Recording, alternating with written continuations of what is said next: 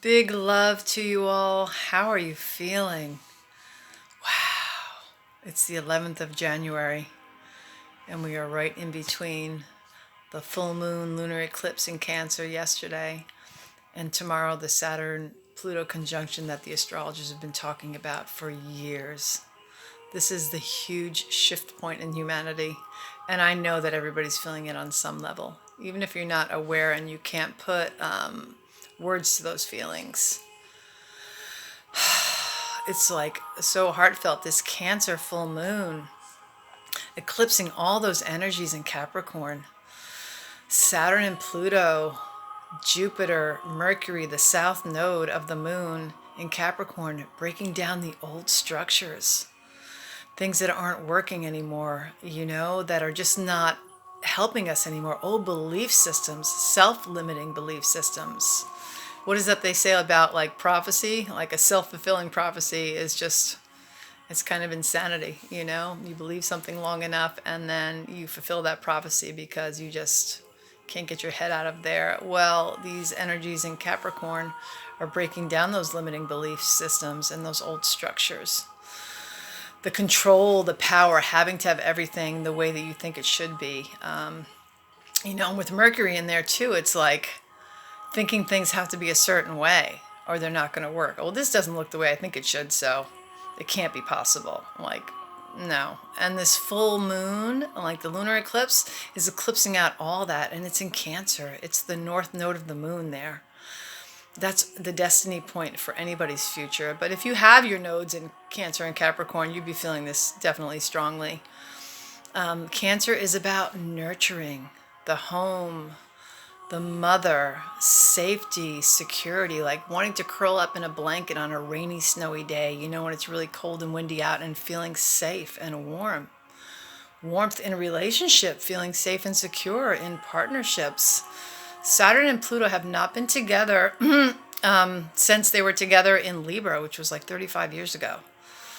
And we're ending that cycle.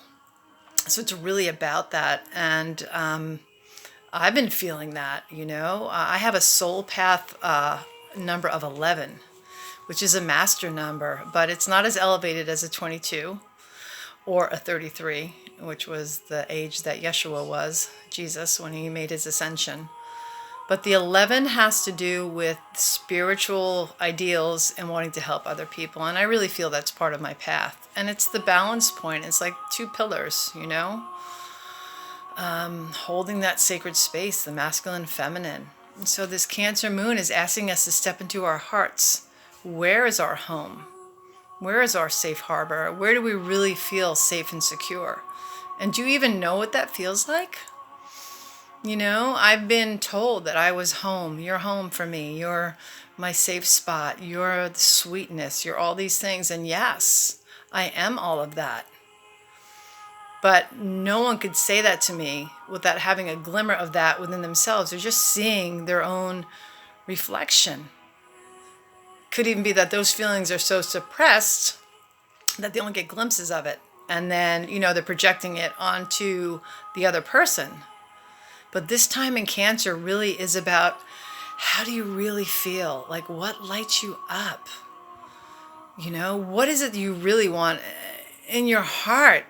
Who are you really? We're being asked to step into the authenticity of who we truly are as souls, not our egoic 3D physical bodies and, our structure of life and work and our home and our family and all of that. But like on the deepest essence, we're shifting. This is a shift point for humanity. I mean, look at like the imbalance that we have. The fires in Australia, it's so devastating. It's just, I can't even like fathom. I mean, I lived in California for almost 20 years and fire season there happens all the time, and there's devastation when Paradise, the entire town was lost, like, was it last year? All those fires are gnarly, but like Australia's going through it. And, as within, so without, as above, so below. Look at why are these things happening? Because humanity's not in touch with their heart. If we were really in touch with our true essence, we wouldn't have wars. We wouldn't have like discord. We would be at peace because love and peace is who we truly are. And this is a time that we're being asked to step into this. It's no coincidence that these nodes are in Cancer and Capricorn now, that we have these energies to shift us into the highest, you know? It's a collective thing, but it's also a personal journey. So are you really being honest with yourself? Because here's the deal. If you're not stepping into your true authentic heart, the same repetitive cycles are going to keep coming into your life because you haven't done the inner work. The inner work of, okay, really looking at your patterning and why you feel the way you do and why you bring in these different like scenarios into your life. If they're the same cyclical, different characters, but same scenario, you have to take a hard look at that. And right now is like the culmination of like having the courage to do that and say, yeah, that's not really who I am. On a deeper level, I really do want to feel safe and secure, but I've been afraid because I've been hurt before. So I push the person away. Or I look at somebody else and say, no, that's not who I am. You know, I am this, or I am that. We have these grandiose ideas in our head and this little, the monkey mind, you know, that we're this certain way. But the reality is, in our hearts, that's where we really reside. That's the God essence, that one sacred space that we are all a part of. And, you know, the time right now is huge. It's just so amazing to me. Like, I've been feeling it. I just had a reconnection with a friend today, and it was great. We grew up together, and we're planning a trip together up to New York next month, and it's exciting. But so much is shifting, and this is your window of opportunity. You know, if you don't step into it, there's a 35-year cycle of Saturn and Pluto that kind of locks stuff in. You know, you don't want to be saying, oh, I should have done that, but my head told me it was one way. Well, you know, heart and head, like the sacred marriage here and here, like bring it in. Like, how does that like shift back, you know? You have to do it. You have to feel into that. So with that being said, we're at this huge shift point right now. And tomorrow, like these energies are going to be at play for a while. It doesn't just happen in one day and a switch flips, you know? You're going to be feeling this for a while. So my prayer for you is that you really understand who you truly are on a soul essence, and that you bring it in and you find your tribe and the people that can resonate with that, and that you don't miss your opportunity.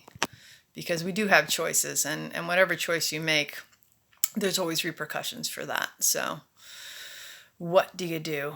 For me, it's like following your intuition. I mean, how many of us have done that? You know, look at children when they're little. Their creativity is like off the charts because they're not fully anchored in the third dimension.